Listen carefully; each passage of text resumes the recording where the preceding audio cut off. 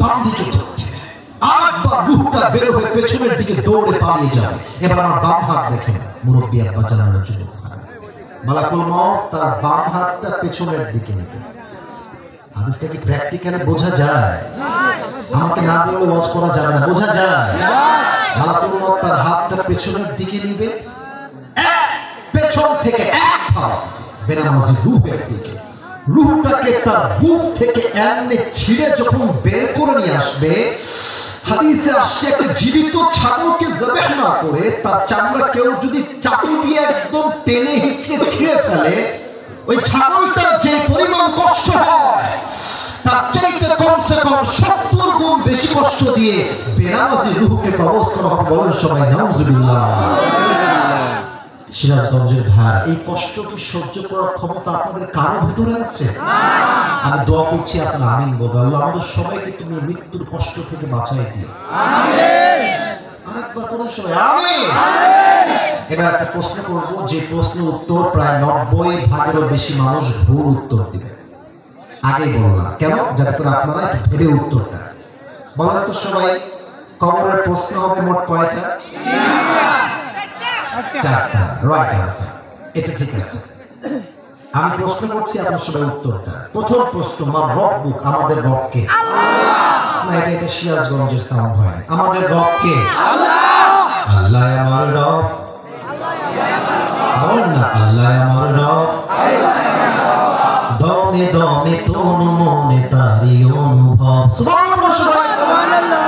তোমার দুনিয়াতে আমি যেদিকে তাকাই, অথই নিয়ামতে ডুবে আছি সবাই। পাক পাখালির কণ্ঠে শুনি তাসবিহ কল রব, তাসবিহ কল রব। আল্লাহ আমার রব, দমে দমে তনু মনে তারি অনুভব। রব্বে নাম। ও একটা কথা বলতে ভুলে গেছি, সরি। এটা না বললে ওয়াজটা সম্পূর্ণ হবে না। আমি জানি যে ঠান্ডা অনেক বেশি, অডিয়েন্স যা ছিল তাই আছে, তাও আমি জানি। তো বিশ্বাস রাখেন, এই 12টার পরে বসে যারা ওয়াজ শুনছে আজকের এই মাটিতে, তারা আমি আসিফ হুজুরের জন্য বসে নেই, একমাত্র তারা আল্লাহর জন্য মাহফিলে বসে আছে। আচ্ছা, আমাদের সিরাজগঞ্জের সবচেয়ে বড় কলেজের নাম কি? সিরাজগঞ্জ সরকারি কলেজ। এটা সবচেয়ে বড় কলেজ, তাই না? আমি একটা কথা বলবো, আমার দিকে তাকায় না শুনলে মূল পয়েন্টটা বুঝে আসবে না। মনে করেন যে কালকে সিরাজগঞ্জের সরকারি কলেজে আমার পরীক্ষা আছে সকাল 10টার সময়, এখন বাজে রাত 12টা। আমি বই বের করলাম যে দেখি কি প্রশ্ন আসতে পারে, একটু পড়ার ট্রাই করি। আমি পড়লাম, প্রশ্ন আসছে ক, বাংলাদেশের রাজধানীর নাম কি? ব্রেন দিয়ে পড়লাম, উত্তর হলো ঢাকা। আমার প্রশ্ন আসছে খ, বাংলাদেশের সবচেয়ে বড় সামুদ্রিক সৈকত কোথায় অবস্থিত? উত্তর আছে কক্সবাজার। আমি একটা কথা এবার 3 বার বলবো, এই 2টা উত্তর আমি পড়লাম ব্রেন দিয়ে। কাল সকালে চলে গেলাম তারাশের মাটির থেকে সোজা সিরাজগঞ্জের সরকারি কলেজে ঢুকলাম। বলছে, আরে আসিফ হুজুর আসেন, পরীক্ষা দিবেন তাই তো? আসেন, এই না আপনার প্রশ্নপত্র নিয়ে দেখছি মাশাআল্লাহ যা পড়েছি তাই চলে আসছে। ব্রেন দিয়ে পড়েছিলাম, প্রথম প্রশ্ন বাংলাদেশের রাজধানীর নাম কি? উত্তর লিখলাম ব্রেন দিয়ে ঢাকা। আবার প্রশ্ন আসছে বাংলাদেশের সবচেয়ে সামুদ্রিক সৈকত কোথায় অবস্থিত? উত্তর লিখলাম কক্সবাজার, ব্রেন দিয়ে। এখন কোন মুরব্বী বা যুবক বা মা বা বোন যদি ভাবে, আরে হুজুর কিসের ওয়াজ করছেন আপনি, কবরের 3টা প্রশ্ন তো আমার মুখস্থ আছে হুজুর, খালি বলবে আর উত্তর দিয়ে সোজা কনফার্ম জান্নাতি হয়ে যাব। না, কবরের প্রশ্নের উত্তর এখান থেকে না। হাত দেখেন, কবরের প্রশ্নের উত্তর এখান থেকে না, ওইটার উত্তর হবে এখান থেকে। আপনি যতই মুখস্থ করেন, আপনার ঈমান এবং আমল যদি ঠিকঠাক না হয়, কোন উত্তর আপনি করতে সক্ষম হবেন না। ঠিক আছে? 2 নম্বর প্রশ্ন কি হবে? ওয়ামান নাবিয়ুকা তা'রিফু হাযার রাজুল, তুমি কি ব্যক্তিকে চেনো? সবাই উত্তর করতে পারবে না। আচ্ছা, একটা কথা না বলে পারছি না, এই মাইকটা একটু হটাই দিচ্ছি। আমার এইটা মুখে কি? না, এটা সিরাজগঞ্জের সাউন্ড শুনি না। এটার নাম কি? আপনারা আমাকে যতটুকু দেখা যায় ততটুকু দেখেই বলা। আমাকে দাড়ি রেখে কোনোভাবে কি আব্বাজান যুবক ভাই আনস্মার্ট লাগতেছে? না। পেছনে আওয়াজ নেই, আনস্মার্ট লাগতেছে? না। খ্যাত লাগতেছে? না। তুমি দেখবা যুবক ভাই মুরব্বী আব্বাজানরা আমার সঙ্গে একমত হবে। অনেক মেয়ে আছে দেখবেন দাড়ি দেখলে বিয়ে করতে চায়। যেই মেয়ে তোমাকে দাড়ির জন্য বিয়ে করতে চাইবে না, সোজা কথা, লাউড এন্ড ক্লিয়ার কথা, যেই মেয়ে আমাকে দাড়ির জন্য বিয়ে করতে চায় না সে আমার বউ হওয়ার যোগ্যতা রাখে না। এক মুরব্বী আব্বাজান মেয়েকে বলছে যে মা, তোমার জন্য একটা পাত্র দেখেছি, পাত্র মাশাআল্লাহ পাঁচ ওয়াক্ত নামাজও পড়ে, মুখে লম্বা লম্বা দাড়ি আছে, মাদ্রাসায় একজন টিচার। আম্মা তুমি কি বিয়ে করবা? মেয়ে বলছে আব্বা দাড়িওয়ালা আমার চলবে না, এটা বা। আচ্ছা, আরেকজন পাত্র নিয়ে আসছে, চুল ডান পাশে নাই, বাম পাশেও নাই, মাঝে সজারুর মতো খাড়া খাড়া চুল, এবং শীতকাল চলছে, একটা শার্ট পরেছে, শার্টের বোতাম খোলা, এখানে বিশাল লম্বা লম্বা চেন পরা, হাতে ব্রেসলাইট পরা, এখানে কানের দুল পরা, নাকের ফুল পরা, এমনি ঢুকা। বলছে আপনার ছেলেটা তো অনেক সুন্দর, ছেলে কি করে? তো বলছে ছেলেটা হচ্ছে প্রফেশনাল টিকটকার। দেখবেন যে মেয়েদের রুচি আজকাল এত খারাপ, রাগ করবেন না, সব মেয়েকে এক পাল্লায় রাখছি না, বেশি পছন্দ করে।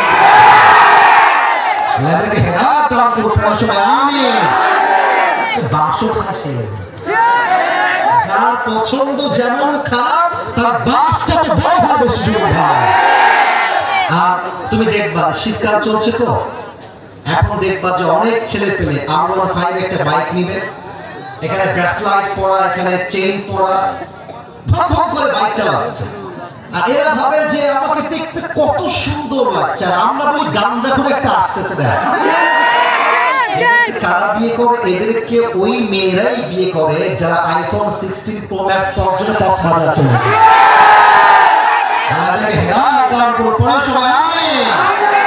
এবার বলেন তো আমার নবীর মুখে লম্বা লম্বা চাপ দাড়ি ছিল কি ছিল না?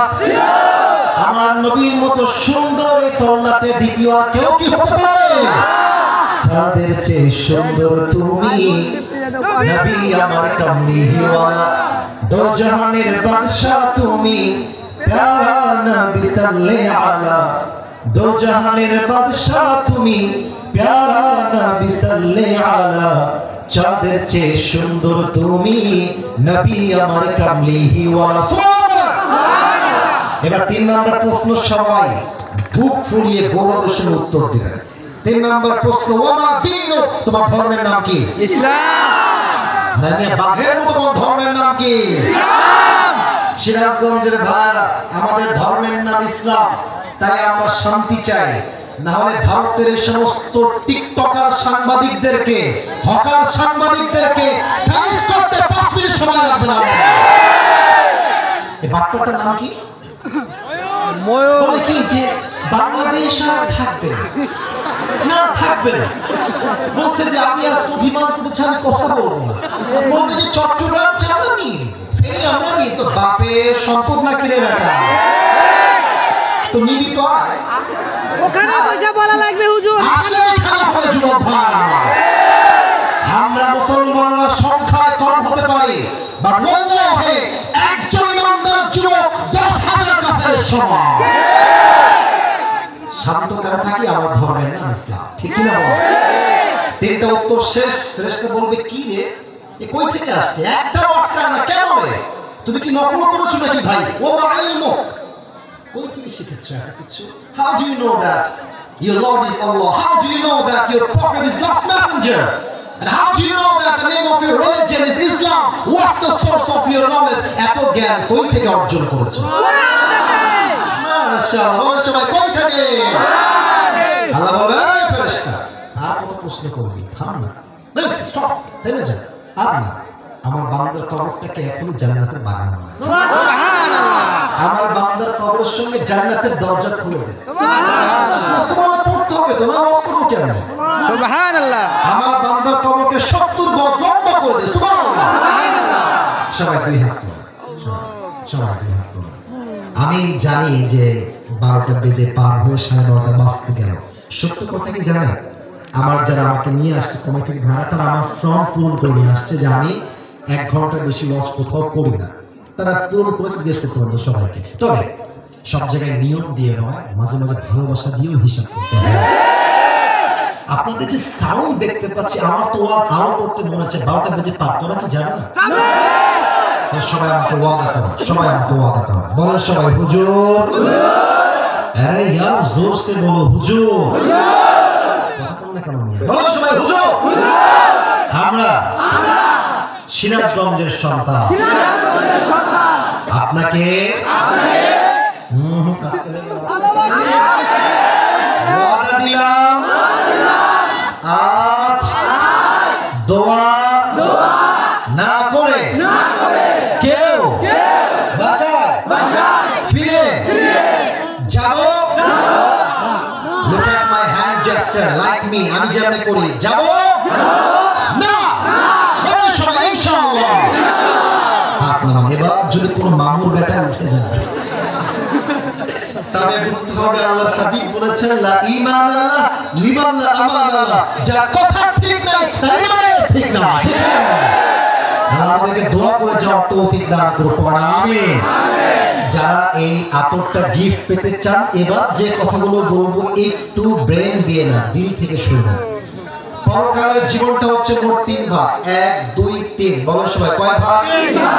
1। যে পরকালে বিশ্বাস রাখে, জানি সেটা বিশ্বাস রাখে যে আমি মরে গেলে আমাকে আবার দুনিয়া থেকে মরার পরে জীবিত করবে একজন, তিনি কে? আল্লাহ। 1 নম্বর পুনরুত্থান দিবসে, মাথায় মুখস্থ করেন, পুনরুত্থান দিবসে বিশ্বাস। 2, পরকালে যে বিশ্বাস রাখে সেটা বিশ্বাস করবে আমার মৃত্যুর পরে কিয়ামত কায়েম হবে, হিসাব দিবস কায়েম হবে, আমার প্রত্যেকটা আমলের পাই টু পাই হিসাব নিবে একজন। আওয়াজ দিয়ে বলেন সবাই, তিনি কে? আপনাদের বাসায় টিনের বাসা আছে? কার কার একটু হাত তুলেন তো, টিনের বাসা আচ্ছা। আমার বাবা মা কিন্তু টিনের বাসায় থাকে, আমাদেরও বাসা টিনের বাসা। আমি কেন বললাম যে দেখেন এখানে যারা আমরা বসে আছি, আপনারা মাইন্ড করবেন না, আমি আমার দিলে যা আসছে আমি তাই বলছি। আমার মনে হয় এখানে আমরা যারাই এসেছি, মুরব্বী যুবক, আমরা মনে হয় বেশিরভাগই মধ্যবিত্ত পরিবারের সন্তান। তোমাদের হয়তো বা মনে থাকতে পারে আমি কোনো একটা ওয়াজে বলেছিলাম যে মধ্যবিত্ত পরিবারের সন্তান মানে একটা ব্র্যান্ড।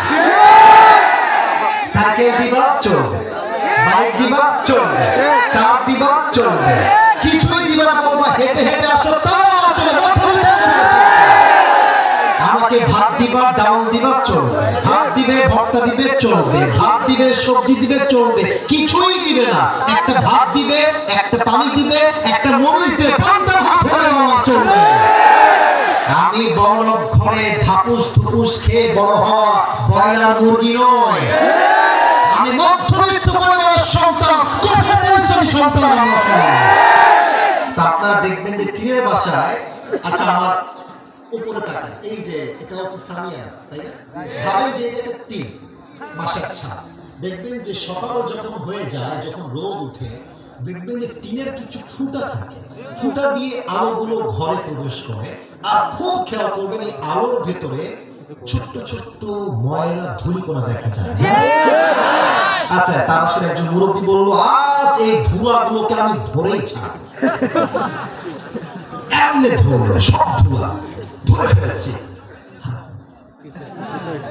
আছে নাকি নাই? নাই। কেন? এত ছোট যে ধরা যায়, হাতে থাকে। এটাই আল্লাহ তাআলা বলছেন, ফামান ইয়ামাল মিসকাল যাররাতিন খায়রান ইয়ারা ওয়া মান ইয়ামাল মিসকাল যাররাতিন শাররান ইয়ারা।